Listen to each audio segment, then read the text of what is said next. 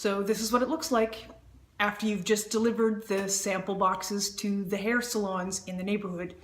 And I have to say that as I left the house, I walked past the first two places thinking, I can't do this, and then it's fine.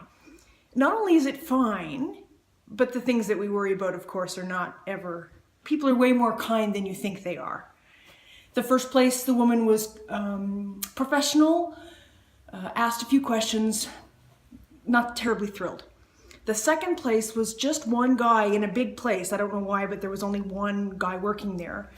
And he looked busy, but he took a few minutes and he stopped and he talked to me and he lifted the top off the box to look inside, which is really quite lovely, because I think it's more impressive when you say, I have a treat for you, or I have a box of samples, that they can actually see the samples.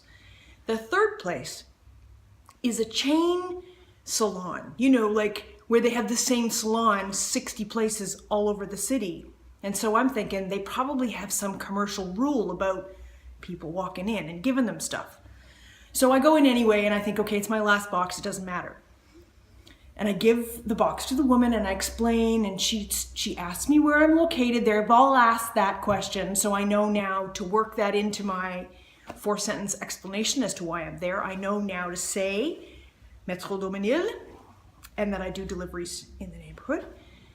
But at the chain place, she asked me if I had flyers that she could put them on the counter, and then people could take the samples when they come in and take a flyer.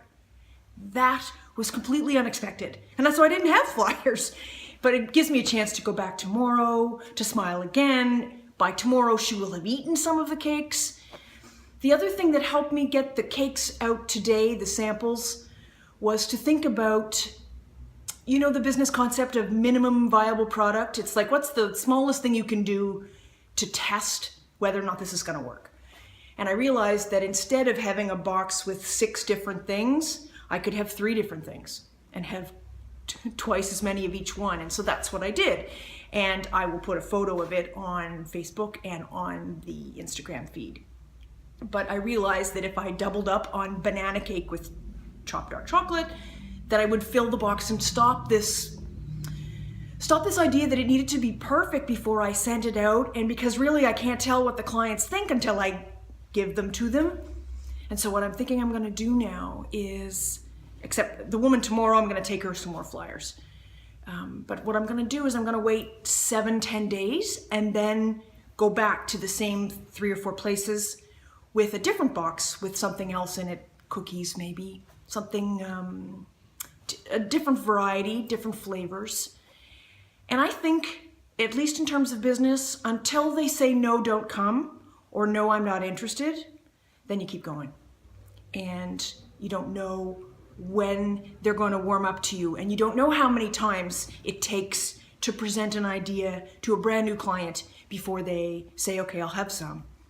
And maybe the next time I go, they will have thought about it a bit, because, you know, I just walk in and say, I have a treat for you. We talk for 3.5 minutes and then I leave. So if I go back a second time, they'll actually have questions. Maybe I'm pointing to my office, maybe I'll get some emails. Maybe I'll have to put my phone number on my business card, which I haven't up to now, because I can't reliably communicate terribly well in French on the phone. I can do it face to face, but I find the phone hard. But again, if 3 people ask for my phone number, I'll put my phone number on my business card. And I will me débrouiller. Oh God.